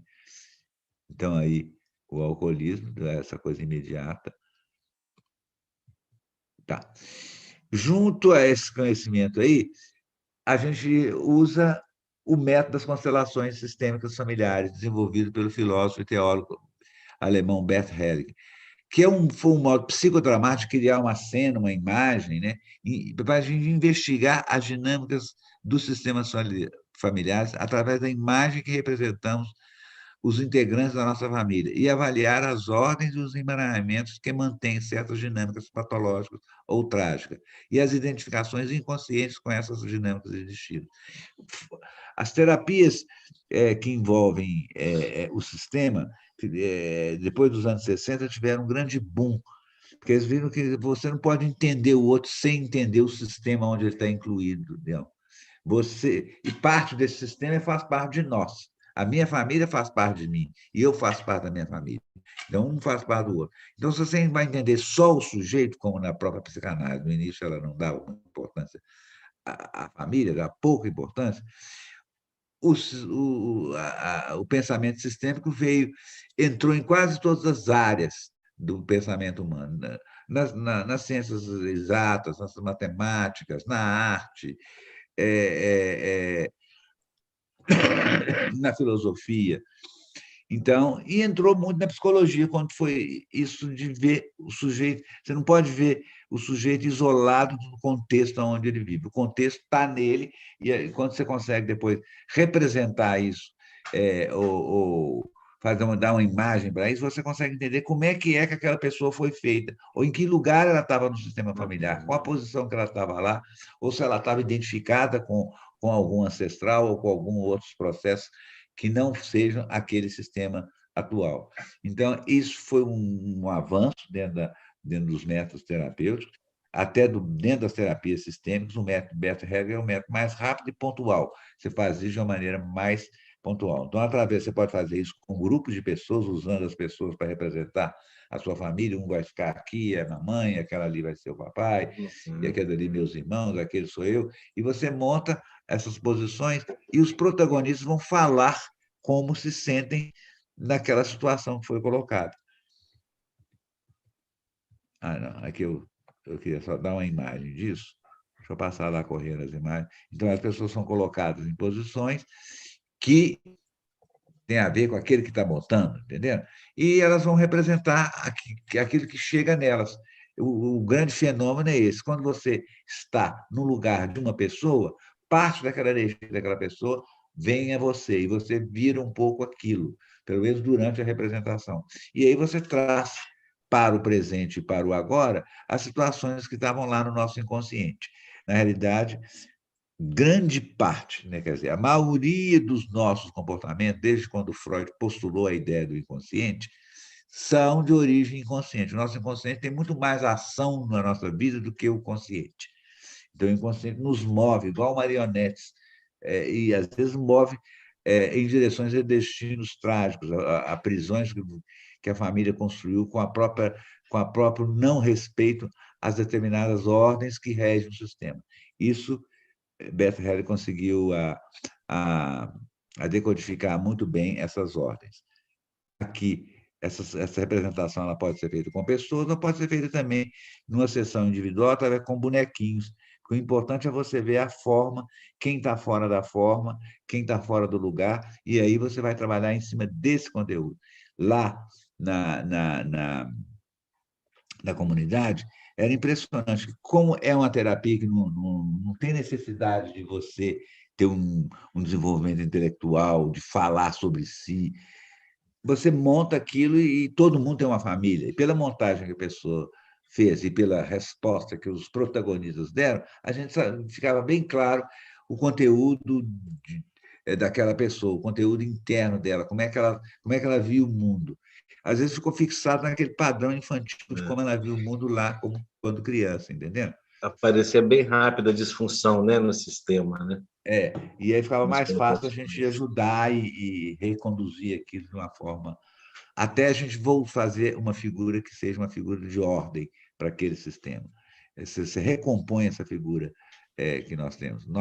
Todos nós temos uma imagem do nosso sistema no nosso inconsciente. Fazendo essa representação, você coloca essa imagem para fora. Colocando ela para fora, você consegue entender essa dinâmica que acontece. Então, acho que um avanço nas metodologias terapêuticas é você ter uma imagem de como que a pessoa foi formatada dentro da família dela. Aí você vai entender muito mais ela. Para mim foi uma coisa fantástica. Eu me entendi muito mais depois de tanto tempo de análise, psicanálise, de Gestalt, fazer a constelação me clareou bem qual é a minha posição dentro da família e o tanto que eu estava cristalizado, às vezes, naquela posição e pude escolher sair delas e devolver determinadas identificações que eu tive com as histórias do meu pai, da minha mãe, de avós, entendeu? E até, no meu caso, foi a história do meu pai com a primeiro amor dele, que ela morreu ali na época da guerra, e ele ficou muito apaixonado. Depois de 8 anos que ele casou com a minha mãe. E eu me identifiquei com essa mulher, a mulher que o meu pai sempre chorou a morte dela. Entendeu? Que às vezes ele falava disso e eu sentia toda a carga que tinha disso e queria ser para ele um pouco esse afeto perdido nessa morte. E eu acabei repetindo essa história da minha vida e as constelações me fez entender esse destino, entendeu? E aí consegui sanar isso dentro de mim. Você está falando disso, Reis. Eu vejo que no PCJ, as constelações que você fez muito, e eu continuo fazendo hoje lá, o senso de desagregação, né, que aparecia, né, sempre nas constelações, quando se organiza ali dentro da técnica, é um ganho muito grande. E esse ganho tem um avanço no processo dos 9 meses, na continuidade do residente lá dentro, no dia a dia, no cotidiano, que a própria comunidade terapêutica, enquanto sistema, ela também é organizante e ela faz inclusão. Então, é como se a cura continuasse a partir da técnica dentro da própria comunidade, de processo de inclusão e de organização do sistema no dia a dia através dos meninos que estão lá. E como quem participava eram eles mesmos, às vezes a gente chamava alguns convidados, né? Alguns terapeutas para estar lá e faziam também uma contraparte, eles viam também a dinâmica do outro, entendendo como é que o outro foi formatado. Havia maior compaixão e maior entendimento um dos outros, já que o pai ele nunca teve pai, como é que ele ia ter noção de limite? Então, não tinha noção de limite.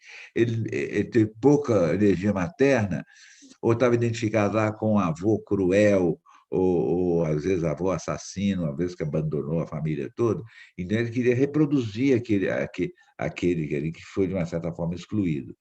E a gente entendia mais as pulsões que as pessoas tinham, pulsões, às vezes, inconscientes, até para eles e para nós, que estamos de fora, não entendiam. Quando, na constelação, ela dava um sentido para isso. Eu achava que isso ajudava muito a entender aquele indivíduo no contexto onde ele foi formatado. De uma forma rápida, porque a gente vai fazer isso numa sessão. E depois os outros terapeutas lá iam dando uma continuidade nisso, fazendo lembrar, olha bem o tanto que você estava identificado lá, isso é seu ou isso é dos outros que você se identificou?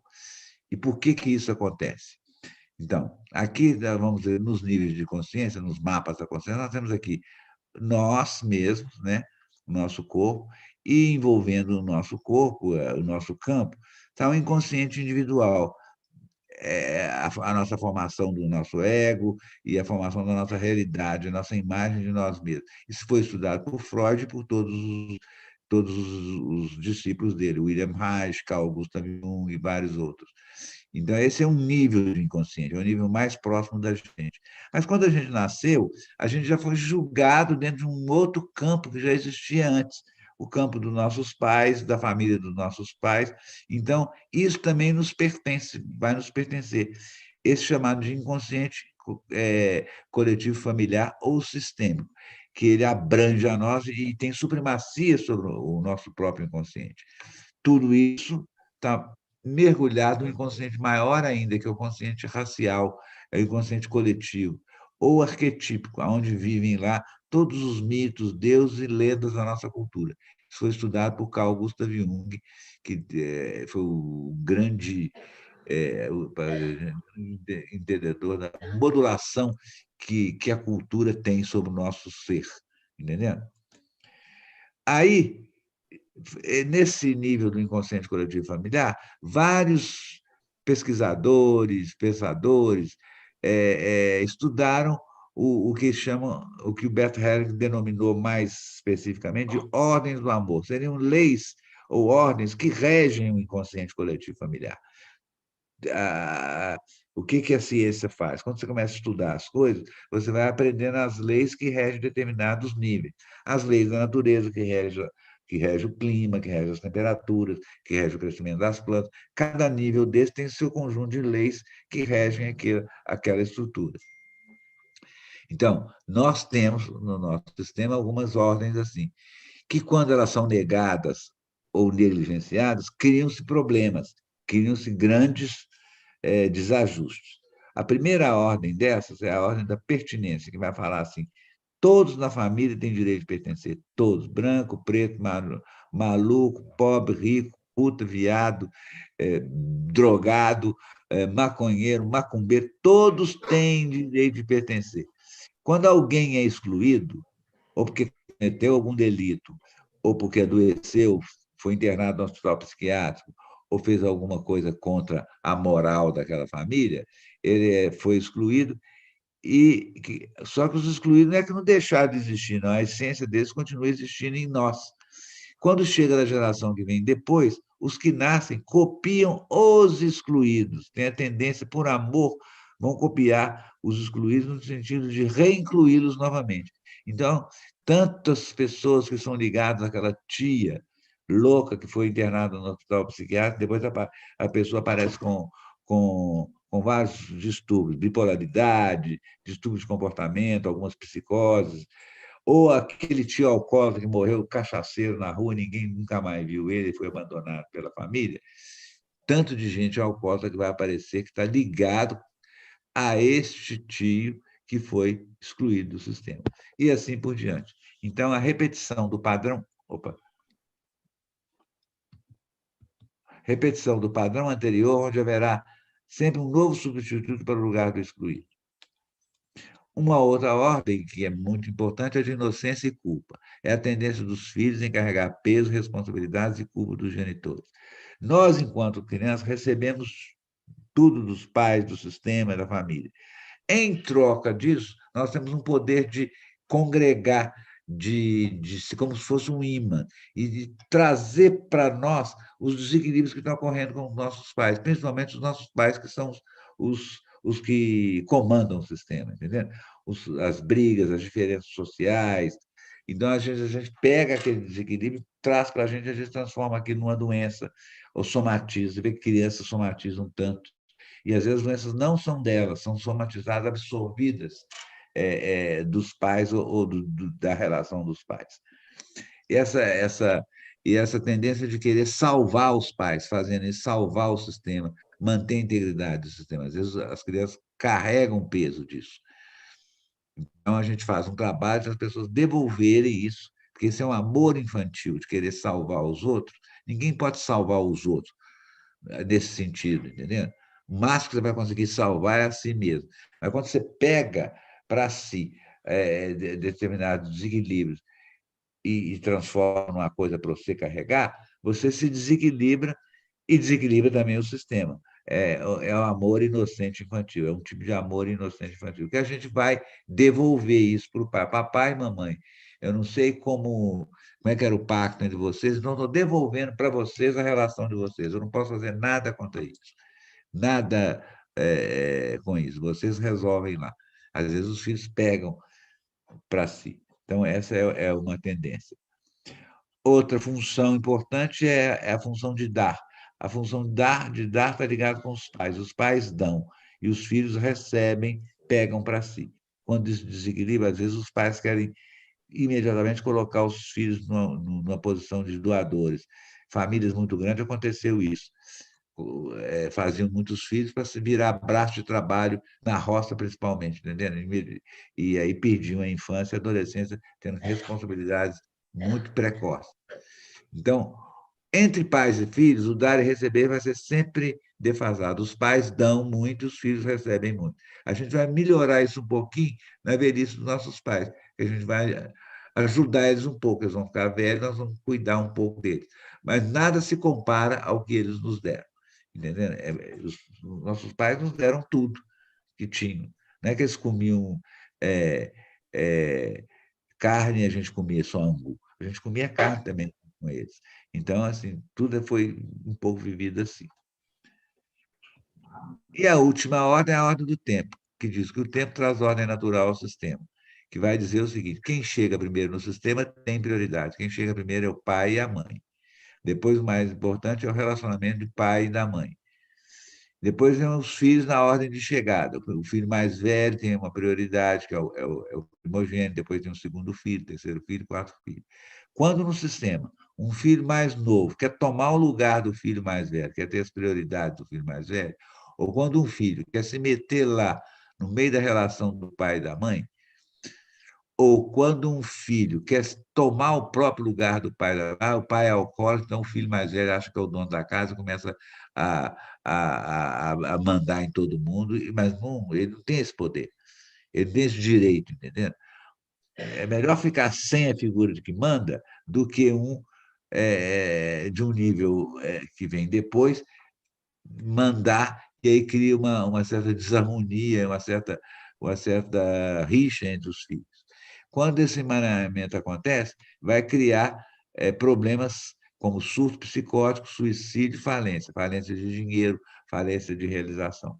Então, isso acontece, são as resultantes de quando não se respeita a ordem do tempo. Também tem uma ordem na família largada, né? Quando você constrói uma nova família, você tem que deixar essa antiga família naquilo que foi definido pela lei, ou, quer dizer, o pai tem que bancar ali, dar 30% do salário dele para os filhos, etc. e tal, papapá, e focalizar na nova. Se ele deixa essa aqui mal e vai viver lá o dinheiro dele todo com a nova, isso vai infringir aqui dentro e vai criar identificações desses filhos novos com os antigos que estão lá, que não ficaram bem. Então, isso aí acontece. Quanto a isso, eu vou dar um workshop lá no Imensa Vida só sobre relacionamento de casais, que vai mostrar as ordens específicas dentro dos casais e quando elas são transgredidas, o que acontece na relação do casal e na relação da família. Deixa eu ver. Então, é isso aí.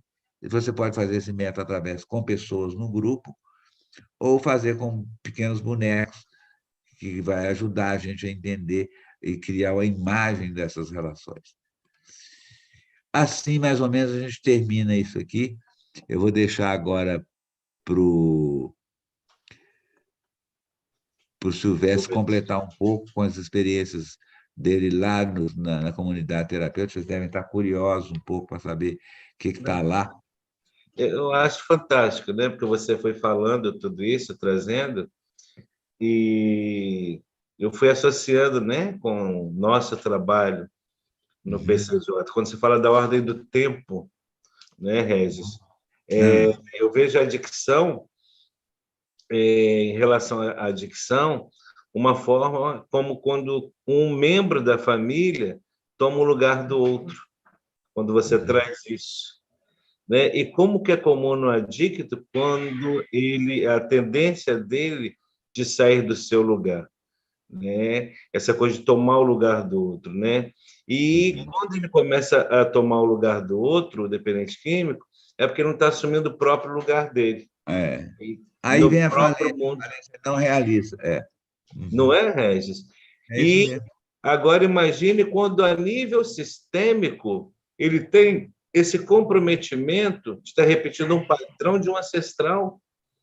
Então, quer dizer, além dele ter a nível sistêmico, desse inconsciente coletivo que o Regis nos traz, né, dessa coisa mais de outro nível muito maior, né, muito além, que nós, como o Regis bem colocou, somos mais inconscientes do que conscientes. Eu gostei muito quando você trouxe isso, aprendi mais uma vez com você, como sempre estou aprendendo, né, esse é fato, e a nível inconsciente. Agora, a nível consciente, ele sai do seu lugar, do seu real tamanho, ele sai da conexão de onde ele se encontra, e o que resta para ele são catástrofes, e que nós colocamos, inclusive, no livro, né? Adictos falidos, adictos suicidas, adictos homicidas, adictos psicóticos, e que o Regis falou agora há pouco, pode ser rico, pobre, preto, branco, religião, o que for, não importa, não interessa. A tendência é essa fragmentação, como essa esquizoidia adictiva. Né? Eu acho que se a gente for fazer outro livro, a gente pode falar de esquizoidia adictiva, oralidade adictiva, empatia adictiva. Um livro para cada tipo, né? A gente, ali nesse livro, a gente deu um gostinho, né? Agora tem um jantar todo oral, um jantar todo. Não é, Regis? Então, acho isso muito interessante quando você traz isso, porque realmente é o que eu vejo muito no comportamento dos meninos. E uma comunidade terapêutica em si, ela é sistêmica. E quando se introduz numa comunidade terapêutica a abordagem da constelação sistêmica familiar, principalmente de Bert Helling, né, é de uma riqueza muito grande, porque a partir da técnica eles têm o laboratório para não ficar preso ao inconsciente, ou seja, para devolver para o ancestral aquilo que é do ancestral, para devolver para o outro aquilo que é para o outro. Né? E assim... às vezes os ancestrais todos foram alcoólatras, né? Para ser fiel aos ancestrais não tem que ser alcoólatra. Ser homem é ser alcoólatra. Então, exatamente, né?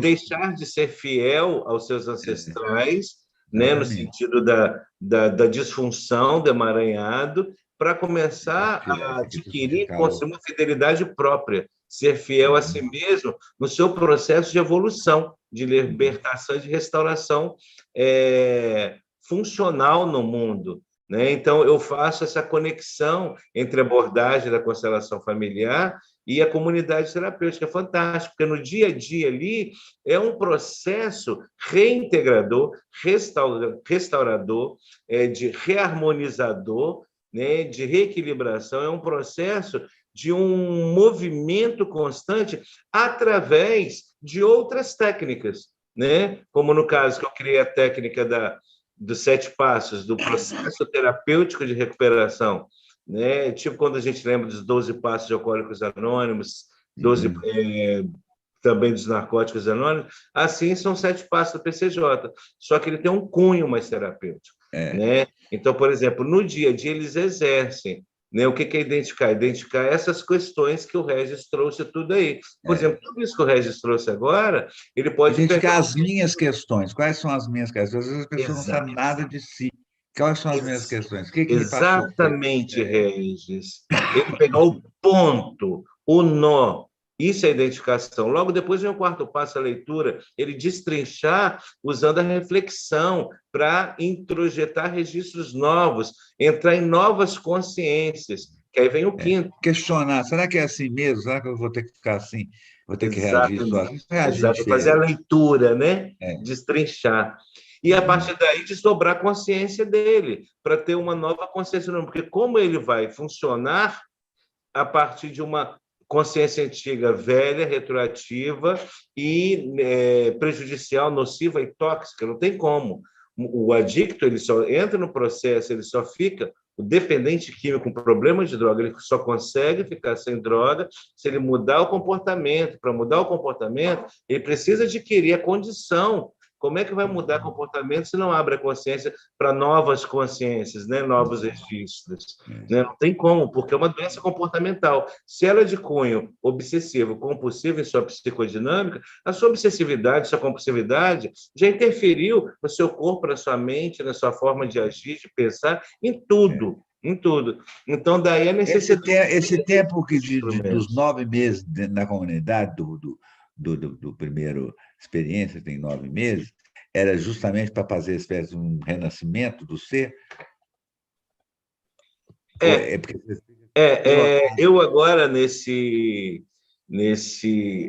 livro que a gente está lançando, né, aqui do PCJ, eu falo dentro da neuroplasticidade sobre a ocitocina, que eu descobri, né? É uma descoberta de alguns cientistas aí, mas foi a minha descoberta de agora, né? O poder da ocitocina na mulher grávida era considerado o hormônio do amor, da empatia. do Por isso que a prazer. mulher ela começa a ficar mais sensível para a proximidade do seu bebê, do que está no seu útero, do seu neném, quando nasce. E como que a mulher, ela processa a ocitocina com muito mais intensidade durante o seu processo de gestação. Se a gente pensar os 9 meses numa casa de operação, os 9 meses têm uma representatividade, porque 9 meses geralmente é para o nascimento de uma nova criatura, um novo ser aqui na Terra. E se é um novo ser, é porque a mulher viveu o primeiro mês, segundo mês, terceiro mês, e teve um tempo ordenado de gestação para se ter o parto, não foi no terceiro, quarto, quinto mês. Por isso que não justifica o adicto que está internado querer abortar o tratamento ou ele impor um tempo próprio para ele fazer o processo de mudança lá dentro. Não. E assim mesmo, quando a criança nasce da mulher, a criança não nasce pronta. Nenhum bebê nasce pronto. Ele de feto, ele vai ser bebê, de bebê ele vai ser menino, menina, depois vai ser Tem que se criança, adaptar a depois esse mundo adolescente. externo, né? Assim, Adaptar ao mundo externo de novo, entender o que exatamente. acontece. Então, os 9 meses não significa que a pessoa vai sair pronta lá também, o dependente químico. Não. A pessoa ela vai sair com uma base, uma meia formação, com recursos maiores para continuar novas fases, novos momentos, novas eras de sua vida. Esse é o processo que você chama de pós-cura, né? Que vão fazendo a Exato, inserção de novo na pós-tratamento, a sociedade. reinserção social, exatamente. Então, é preciso, a dicção, ela é um processo a dicção é esse processo de autotortura, automutilação, autodegradação. E, a nível sistêmico, é preciso a gente, pela sensibilidade, através da técnica, da intuição, da energia, captar mesmo e sentir. Essa técnica é riquíssima para a dependência química, porque quando o adicto ele se autotortura, se automutila, entra em degradação, é porque tem a nível sistêmico alguma coisa, a gente precisa cavocar. E sistemicamente ele está tentando ter o amor, seja para salvar alguém, salvar a si mesmo, ele está buscando esse amor, porque é o amor que restaura, né? Não digo amor piegas ou amor de uma forma muito pejorativa. O amor no sentido de recobrar, restaurar a autoestima e a autovalia. Porque se o indivíduo ele investe na sua autoestima, autovalia, ele está vivendo o amor próprio. E ele não vai conseguir dar amor para ninguém se ele não tem amor próprio. Então, primeiro tem que investir na autoestima e autovalia, que são as condições básicas do tratamento de dependente químico, porque ele perde autovalia. Não só os dependentes químicos, as pessoas dependendo dos outros também. Preciso reforçar isso. Vou pegar uma. Exato. E no livro a gente traz, né, sobre o eu adictivo, né? Que eu acho que a gente colocou muito bem lá no livro. Esse eu adictivo ele vai se desconectando da essência e a pessoa vai distorcendo uma série de valores de si próprio, né? E o eu adictivo ele se utiliza da mente e do comportamento para cumprir as obsessões e compulsões adictivas. Então, fazer um assim, ataque de eu dependência procuro química. trabalhar o adicto. Oi? Fazer um ataque de dependência química. Também trabalhar o adicto em todas as esferas necessárias. Qualquer profissional precisa pegar todas as áreas, todas as dimensões, todos os setores, né? Se a doença é multifatorial, o tratamento também tem que ser multifatorial, né? Nas multidimensões. Multifatorial, multidimensional. A doença é multifatorial, recuperação multidimensional. Não dá para a gente ficar fechado numa coisa só de espiritualismo, ou cair no psicologismo, né? Ou cair numa coisa somente organicista em termos de tratamento. Então, é muito importante a gente somar, né? A gente juntar as nossas riquezas para oferecer o melhor para eles. Porque na sua dinâmica neurótica, esse eu adictivo, ele vai refletir a identidade adictiva. Então, ele precisa. O PCJ hoje, né? Eu pediria o Rodrigo para pôr as fotos aí, o Regis pediu para falar um pouquinho de lá. Como é que funciona? O PCJ, ele é uma instituição que Eu ele falar tem assim, 35 Rodrigo, anos põe as fotos do PCJ. do PCJ aí, do Silvestre. Tá? Ele existe há 35 anos, porque nós começamos, nossa área de eventos, né, onde a gente faz as terapias de confronto familiar. O que é isso? A gente vai descortinando e desmascarando todo mundo em grupo, de frente um para o outro, com um dos 20 princípios, que é a honestidade e serenidade, onde a família coloca todas as suas amarguras e problemas, e eles também para elas. E ali a gente faz um confronto, mas baseado em honestidade e com serenidade, também para ir desatando nós. Né? Então, as famílias lá dentro também são trabalhadas, são terapeutizadas, são conscientizadas. Fica muito aquém um tratamento de dependente químico, a família também é trabalhada. Não que vá prejudicar ele, porque tem famílias existentes, tem meninos que não têm nem famílias, né? Famílias que moram longe, ok. Nós temos muito sucesso com meninos que não teve famílias trabalhadas, mas quando a família é trabalhada, se permite, vem somar. Infelizmente, muitas famílias estão cansadas de tanto que eles aprontaram e não querem nem participar muito do processo. É porque elas não têm essa consciência maior. Pode mudar as fotos, passar das fotos. E daí é um grande lago, uma piscina olímpica que a gente tem dentro da Flor de casa lótus? também. Hã? São flores de lótus essas aí? Sim, flores de lótus. Nós temos Ah, que muitas linda. lá, muitas, muitas. E é um lugar muito maravilhoso. É um tratamento voluntário. A gente não aceita quem vai induzido, seduzido, forçado, imposto por chantagem, por causa de família. Não. Lá passa-se por uma triagem onde a pessoa tem que querer realmente buscar. Com todas as suas dificuldades, seus problemas de caráter, de desvios, disfunções, não tem problema, a gente está lá para isso. E para isso nós temos grupos de encontro diariamente. Lá. O que é o grupo de encontro? São terapias mesmo, onde durante toda a semana, a tarde inteira, nós temos as terapias dos 7 princípios, que é a nossa técnica, dos 20 princípios, desculpa, e dos 7 passos. Né? Temos esporte também, academia, campo de futebol, e uma mata verde maravilhosa que nós temos lá. Todas as manhãs é laborterapia, né? Lá nós não temos pessoas que fazem por eles, lá eles aprendem a arte de trazer o próprio talento, cada um naquilo que tem de talento, né? Horta ainda tem lá funcionando a horta? A horta assim, quando tem meninos agricultores que trabalharam com a terra, a horta vinga, levanta. Quando não tem, a horta murcha. Puxa, É sempre assim. eu lembro da horta. Né? Nós temos aqui hoje o André, um residente lá, que tem essa habilidade de computador. Então, né? Então, cada um vai... Ele me assessorou, me ajudou aqui. Cada um vai assessorando, ajudando. Né? E isso tudo tem um cunho terapêutico, que é a fraternidade, que tem a ver com a autovalia, tem a ver com a autoestima, tem a ver com entrosamento, aprender a lidar com as diferenças. A gente trabalha tudo, como tem um dos princípios no livro, dos 20 princípios. Tudo é terapêutico, as coisas boas, ruins, a convivência, a ajuda fraterna. Então, os problemas que ocorrem no dia a dia, né? Então, sempre é um espaço que a gente procura possibilitar o máximo possível um processo terapêutico. Temos um monitor, né? Essa é a casa nossa, que tem um galinheiro, a horta que o Reis falou está aí do lado, é nossa garagem, e é um lugar que a gente não cobra, é um pequeno pomar. Como instituição filantrópica, a gente pede à família uma contribuição mensal. Então, o dinheiro não é condição para entrar lá. Né? Agora, a família precisa ser honesta e ser justa. Se ela tem condições de dar determinado valor, é para contribuir, porque a gente não recebe ajuda fixa, né, de nada. A gente vive da graça divina e da ajuda das pessoas mesmo.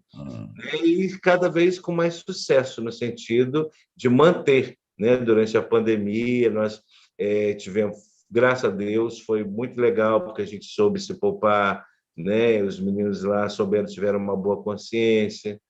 E é uma casa de recuperação onde nós temos realmente, como o Regis falou no início, é pequena mesmo. Tem um núcleo pequeno, que é a diretoria, tem poucas pessoas que trabalham lá, mas assim a gente procura trabalhar, porque a tendência das pessoas é ver a filantropia no Brasil de uma forma pejorativa, né? E E é isso não muito é perto da legal. cidade também, né? Está no bairro da Serra, lá No, isso, na bairro- cidade da é uma Serra, cidade na Serra grudada na grande, Sede, exatamente, é, muito perto, perto de hospital, de pronto-socorro, né? Então tudo é muito próximo. E aí, eu fiz o PCJ, né? Eu com o PCJ. Nós resolvemos lançar esse livro justamente para trazer a biografia. Então, um livro que tem a biografia do PCJ, que fala desde o início como funciona, tudo que aconteceu, e temos os voluntários que ajudam lá também, e é um caminho que a gente tem feito a cada dia, um caminho abençoado, é um caminho que a gente faz por amor mesmo e com muita seriedade. E, assim, como coordenador geral, eu não abro mão da base científica, de levar a sério. Mesmo que a pessoa seja voluntariado lá, é preciso passar por uma formação, é preciso passar por um caminho mesmo de... Não basta ter boa intenção. Tanto é que no novo livro a gente tem um capítulo que é só sobre o perfil de um terapeuta, ou de um conselheiro, ou de um monitor em independência química. Qual deve ser esse perfil? No livro também eu falo do início das comunidades terapêuticas. Muita gente não sabe como é que isso iniciou. Foi achado, né, em Qumran, lá em Israel, uns papiros que ali falava de uma comunidade de sírios, né, de essênios, desculpa, de essênios. sim. E essa São os comunidade de grandes da essênios, cura, né? No Oriente Médio, né? exatamente, Cristo e Maria eram essênios. Essa era a primeira comunidade essênica, que exatamente. eram os curandeiros da época, era o pessoal que mexia com a cura. E eles Né? viviam em comunidade, É, né? É muito interessante. Viviam em comunidade. Depois, na Segunda Guerra Mundial, superlotou os hospitais psiquiátricos, não davam conta. E aí algumas pessoas mais sensíveis foram percebendo que os pacientes eles iam melhorando pela convivência social, né? Então, hoje é um ledo engano, né? Achar que basta abstinência, basta ficar 2 meses internado no lugar, basta ter um spa, né? E com empregados, uma clínica bonita, uma coisa. Isso é engano. Isso a gente falou de máscara que hoje é blindagem, isso é uma blindagem, é uma couraça. Entendeu? Eu sempre oriento as famílias, né? Você sabe onde está colocando seu filho internado? Você tem que perguntar o que tem lá de terapêutico, de profissional de trabalho para a família de trabalho, qual é a técnica, qual é a metodologia, qual é a filosofia, quais são os procedimentos, qual é o regulamento interno. A família, em nome do desespero, vai e joga. E cria é uma pena, porque cria uma fé, uma esperança no local, mas nada a ver, né? E aí é. vamos a repetir a história outra vez. Não que vai ter garantia um tratamento, vamos chamar bem feito. Não, mas quanto mais instrumentos, investimentos, isso tudo que o Regis trouxe aqui hoje para a gente, né, é mais um instrumento, né, para o trabalho com o dependente químico. Então, quanto mais a pessoa oferecer, melhor, mas é preciso a pessoa estar é, realmente investindo e com seriedade. Bem, aqui tem o livro, né, Regis? Vamos mostrar o livro, nosso livro, Só estou lembrando aqui que o Pessoas. tempo nosso já passou. Então, coloca o telefone aí para adquirir o livro. Se alguém tiver interesse, Ah, tudo que o já está Rodrigo lá no chat, colocou já está no chat. Espera aí. já está lá. O Rodrigo falou que ia Deixa eu ver. colocar também na tela. Espera aí. Está no chat. No início Quem ele tinha quiser o livro colocado. impresso, né, pode enviar um zap para o DDD 27 Acho que colocou. Ele 99843 colocou no chat. Eu 8163. já tinha Está lá, colocado. né? Tá. Então, esse aqui é um livro com tudo isso que o Reis falou, está maravilhoso. Né? O É. nosso primeiro livro. Quem O quiser primeiro adquirir, livro, inclusive, está à disposição para os conservadores e pessoas que trabalham nessa área e têm esse tipo de clientes ou coisa assim. Ele está para ser não pode pegar ele, mas você pode ler ele através do PDF no site da ABC Sistemas, .com.br. E a gente está para reeditar, né, Regis? A gente Vamos reeditar ele né? no papel, mas enquanto isso não vai acontecer, está lá para consulta, o livro está todo lá. Não só o Legal, livro, como também a tese que a gente fez, vamos dizer legal, assim, legal. E esse de segundo ler. livro aqui, né, se alguém tiver interesse também, como está o telefone lá, o 27 998438163, pode também adquirir. É só enviar um zap, tanto faz para um livro para o outro, envia o zap pegando informação, que aí a gente pega seus dados, mostra, apresenta a conta que tem que pagar, pega seu endereço, envia para você, fala tudo certinho, é só enviar o zap, né? Esse aqui é um livro que fala da história, fala da neuroplasticidade, fala dos 20 princípios da técnica, dos 7 passos também dessa técnica e das comunidades terapêuticas em si. E para mim foi um prazer estar com o Regis aqui, uma alegria. Foi muito bom. Já tínhamos feito uma vez isso há um ano atrás, Foi. foi muito legal, e aí as pessoas começaram a pedir de novo, entender? Poxa, vocês não vão falar mais sobre o trabalho e tal. Aí eu resolvi, a ABC está fazendo essa sequência de E palestras. um grande abraço para o Instituto, obrigado pelo carinho do Instituto, por ter me convidado. Estamos aí para o que precisar. Então tá bom, deixa eu colocar em PDF. Estou colocando aqui sobre os livros aqui. PDF.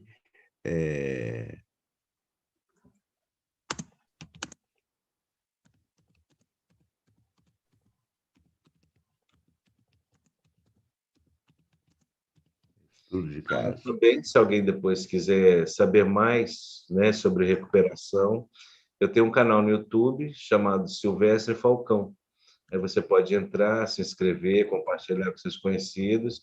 A gente está sempre postando temas bem pertinentes, bem com base científica, né, sobre a dependência química. Então, vai ser uma alegria também tê-lo inscrito no nosso canal. Ok. O nome do livro foi por causa da música do Cazuza, né?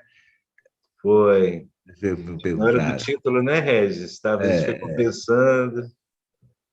E foi muito legal. Veio assim, em cima. Então, a gente agradece então a ABC Sistema por essa oportunidade e aí estamos à disposição. Deixa eu colocar aqui de novo o telefone, que eu não estou vendo aqui. Não sei se já foi limpar. Telefone para livros. Peraí. Já está lá no chat do YouTube. Já está no YouTube? Então tá Eu bom. recebi essa informação agora. Tá jóia. Então tá bom. Tá. Colocou tudo no... Tá bom. Ok, então a gente agradece. Um beijão para vocês todos. Obrigado pelos amigos que estão aí nos escutando. E a gente vai fazendo esse caminho. Obrigado, viu, Silvestre, por você ter corroborado. Para mim é uma alegria muito grande sempre estar com você. Você sabe disso, é de coração, né? Eu Tá sempre bom. aprendo mais com você, tenho o maior prazer de estar com você. E, nossa mãe, para mim foi uma honra. Um beijo grande no seu coração, todos do Instituto. Tá bom. Vamos ver se a gente tem algum carnaval aí para a gente pular junto, ou lá na Bahia, ou aqui. Vamos embora, com certeza. Tá bom. Um abração para todos. Espero. Já estou com estou me sentindo crise de abstinência, que eu amo, né? Então, um abraço também, agradeço também a Dara, que é a presidente da ABC Sistemas, que está incentivando a gente a fazer essas apresentações dos nossos trabalhos, tá? Obrigado, Dara. Obrigado, Rodrigo, também. O André Rodrigo também, que nos apoia aqui no PCJ. Ajudou. A Carol Zanoni, que apresentou aqui. E até a próxima. Um abração. Aguardo vocês lá no Relacionamento de Casal do Instituto Imensa Vida. É muito legal o trabalho, as ordens do amor na relação de casal. É muito interessante. Você pode ser casado ou não, não importa. Se vier os dois, o casal paga só uma entrada. Tá bom? Então tá. No Imensa Vida, Instituto Imensa Vida.